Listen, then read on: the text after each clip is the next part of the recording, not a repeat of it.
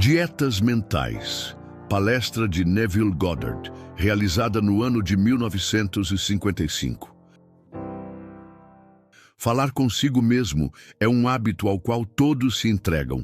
Não podemos parar de falar sozinhos, assim como não podemos parar de comer e beber. Tudo o que podemos fazer é controlar a natureza e a direção de nossas conversas internas. A maioria de nós desconhece totalmente o fato de que nossas conversas internas são as causas das circunstâncias de nossa vida. É-nos dito que, como um homem pensa em seu coração, assim ele é. Mas sabemos que o pensamento do homem segue as trilhas estabelecidas em suas próprias conversas internas. Para virar os trilhos aos quais está amarrado na direção em que quer ir, ele deve adiar sua conversa anterior, que na Bíblia é chamada de velho, e ser renovado no espírito de sua mente. A fala é a imagem da mente. Portanto, para mudar de ideia, ele deve primeiro mudar seu discurso. Por fala, entende-se aquelas conversas mentais que mantemos conosco mesmos. O mundo é um círculo mágico de infinitas transformações mentais possíveis, pois há um número infinito de conversas mentais possíveis. Quando o homem descobrir o poder criativo da fala interior, realizará sua função e sua missão na vida. Então, ele pode agir com um propósito. Sem esse conhecimento, ele age inconscientemente. Tudo é uma manifestação das conversas mentais que acontecem em nós sem que tenhamos consciência delas. Mas como seres civilizados, devemos tomar consciência delas e agir com um propósito. As conversas mentais de um homem atraem sua vida. Enquanto não houver mudança em sua fala interior, a história pessoal do homem permanece a mesma. Tentar mudar o mundo antes de mudar nossa fala interior é lutar contra a própria natureza das coisas. O homem pode dar voltas e voltas no mesmo círculo de decepções e infortúnios, não os vendo como causados por sua própria fala interior negativa, mas como causados por outros. Isso pode parecer absurdo, mas é um assunto que se presta à pesquisa e à experimentação. A fórmula que o químico ilustra não é mais provável que a fórmula dessa ciência pela qual as palavras são revestidas de realidade objetiva. Um dia uma garota me contou sobre suas dificuldades em trabalhar com seu patrão. Ela estava convencida de que ele a criticava injustamente e rejeitava seus melhores esforços. Ao ouvir sua história, expliquei que se ela o achava injusto, era um sinal claro de que ela mesma estava precisando de uma nova conversa. Não havia dúvida de que ela estava discutindo mentalmente com seu patrão, pois os outros apenas repetem o que sussurramos para eles em segredo. Ela confessou que discutiu mentalmente com ele o dia todo. Quando ela percebeu o que estava fazendo, ela concordou em mudar suas conversas internas com seu empregador. Imaginou que ele a havia parabenizado por seu belo trabalho e que ela, por sua vez, havia agradecido por seu elogio e gentileza. Para seu grande deleite, ela logo descobriu que sua própria atitude era a causa de tudo o que lhe acontecia. O comportamento de seu empregador se inverteu, ecoou, como sempre tinha feito, suas conversas mentais com ele. Raramente vejo uma pessoa sozinha sem me perguntar a que parte da conversa ela está ligada, em que trilha misteriosa ela está andando. Devemos começar a levar a vida conscientemente, pois a solução de todos os problemas está exatamente nisto, no segundo homem. O Senhor do céu em todos nós está tentando tornar-se autoconsciente no corpo para que possa cuidar dos negócios de seu pai. Quais são os trabalhos dele? Imitar seu pai, se tornar mestre da palavra, mestre de sua fala interior, para que ele possa moldar este nosso mundo à semelhança do reino de amor. O profeta disse: "Sede imitadores de Deus como filhos queridos." Como eu imitaria a Deus? Bem, nos é dito que Deus chama as coisas que não são vistas como se fossem vistas, e o invisível se torna visto. Foi assim que a garota recebeu elogios e gentilezas de seu patrão. Ela manteve uma conversa imaginária com seu empregador, a partir da premissa de que ele havia elogiado seu trabalho, e ele o fez. Nossas conversas internas representam de várias maneiras o mundo em que vivemos. Nossos mundos individuais são autorrevelações de nosso próprio discurso interior. É-nos dito que toda palavra frívola que os homens disserem, eles darão conta, pois por suas palavras serão justificados, e por suas palavras serão condenados. Abandonamo-nos à conversa interna negativa, mas esperamos manter o comando da vida. Nossas atuais conversas mentais não retrocedem para o passado como o homem acredita. Elas avançam para o futuro para nos confrontar como palavras desperdiçadas ou investidas. Minha palavra, disse o profeta, não voltará para mim vazia, mas fará o que me apraz e prosperará em todas as coisas para que a enviei. Como eu enviaria minha palavra para ajudar um amigo? Imagino que estou ouvindo sua voz, que ele está fisicamente presente, que minha mão está sobre ele. Eu, então, o parabenizaria por sua boa sorte. Diria-lhe que nunca o vi tão bonito. Eu ouviria como se o ouvisse. Imagino que ele esteja me dizendo que nunca se sentiu melhor, nunca esteve tão feliz. E eu gostaria de saber que nesta comunhão amorosa e consciente com o outro, uma comunhão repleta de pensamentos e sentimentos amorosos, que minha palavra foi enviada e ela não voltará para mim vazia, mas prosperará na coisa para a qual a enviei. Agora é o tempo aceito. Agora é o dia da salvação. É apenas o que é feito agora que conta, mesmo que seus efeitos não sejam visíveis até amanhã. Chamamos não em voz alta, mas por um esforço interior de intensa atenção. Ouvir atentamente, como se ouvisse, é criar. Os acontecimentos e as relações da vida são a tua palavra tornada visível. A maioria de nós rouba dos outros a disposição e a capacidade de serem bondosos e generosos por meio de nossas atitudes fixas em relação a eles. Nossas atitudes se desdobram dentro de nós na forma de conversas mentais. Falar interiormente a partir de premissas de desejo realizado é a maneira de criar conscientemente as circunstâncias. Nossas conversas internas são perpetuamente retratadas ao nosso redor em acontecimentos. Portanto, o que desejamos ver e ouvir fora, devemos ver e ouvir dentro, pois todo o mundo manifesto vai nos mostrar o uso que fizemos da palavra. Se você praticar essa arte de falar interiormente controlado, você também saberá que emoção é poder dizer: "E agora eu lhes disse antes que aconteça", para que, quando acontecer, você possa acreditar.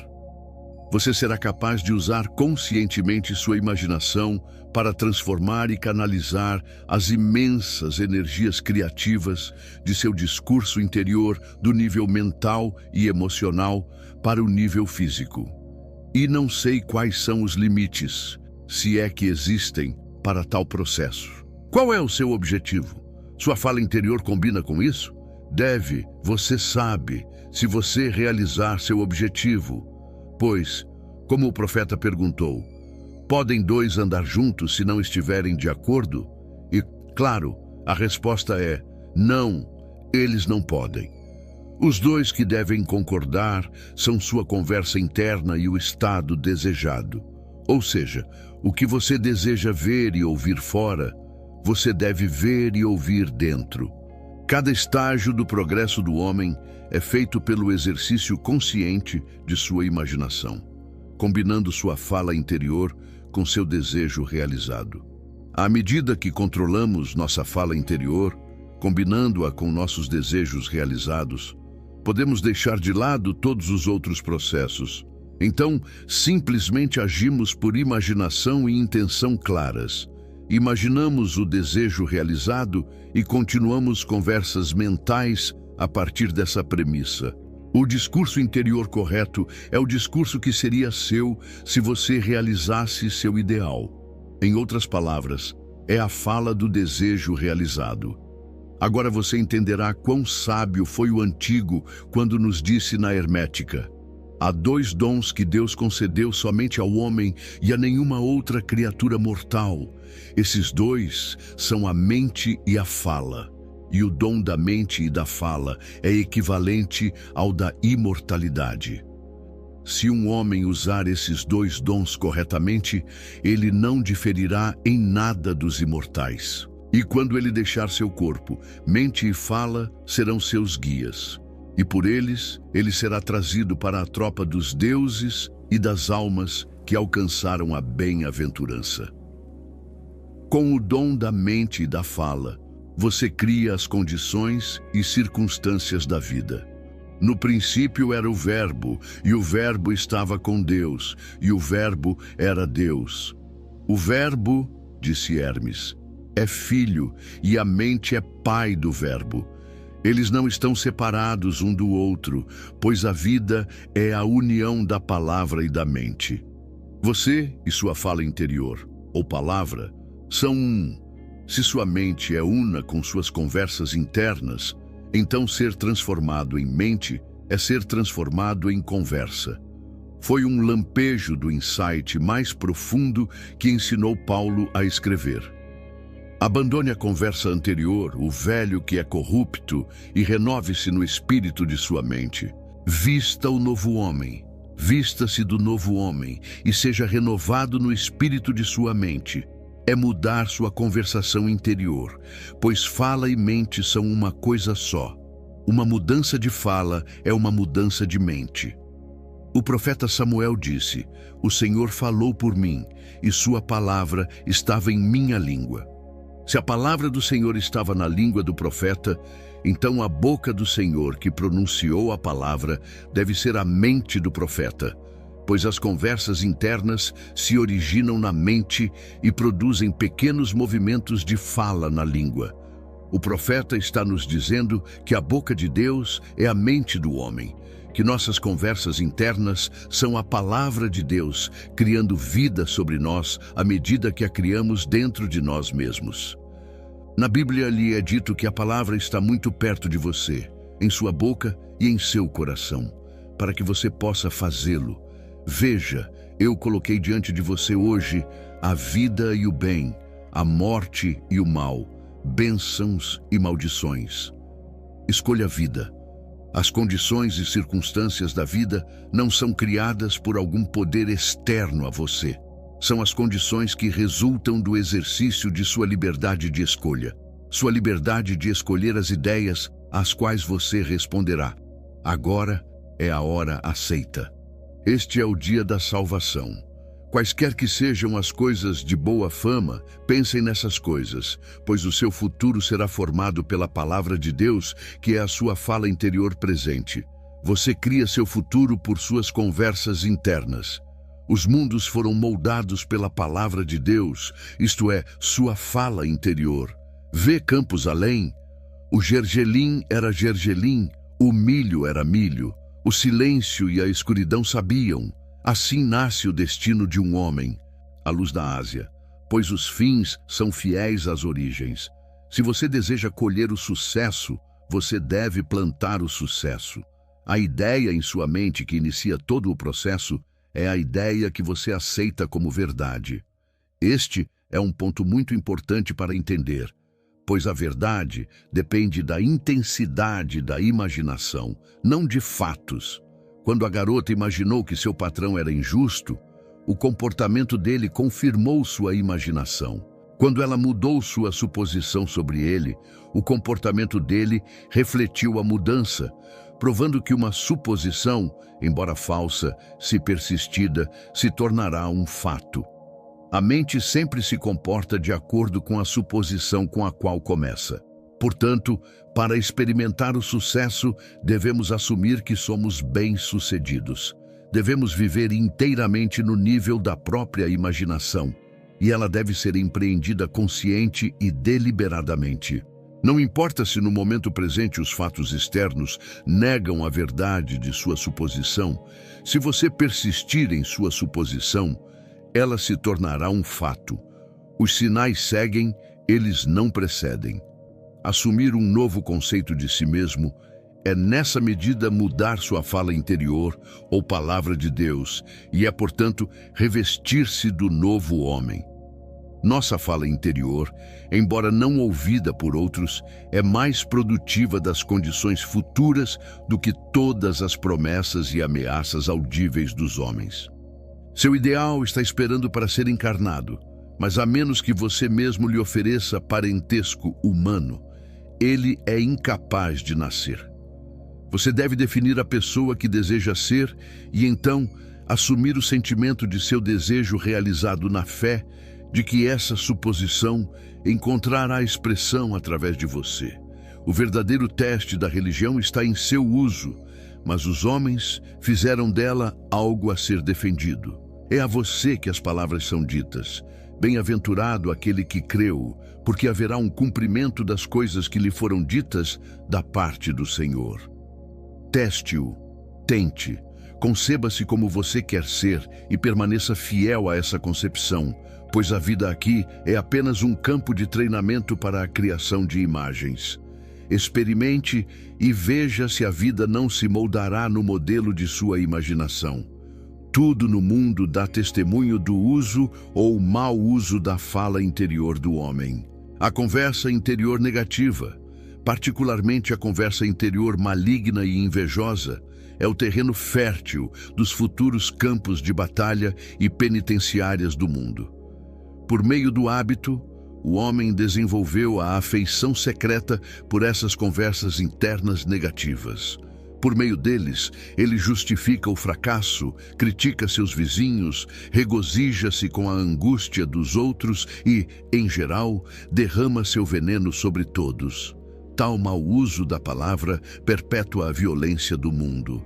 A transformação do eu requer que meditemos sobre uma determinada frase, uma frase que implica que nosso ideal foi realizado e o afirmemos interiormente, repetidas vezes, até que sejamos interiormente afetados por sua implicação, até que sejamos possuídos por ela.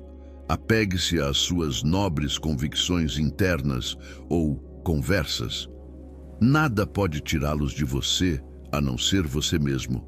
Nada pode impedi-los de se tornarem fatos objetivos. Todas as coisas são geradas a partir de sua imaginação pela palavra de Deus, que é sua própria conversação interior.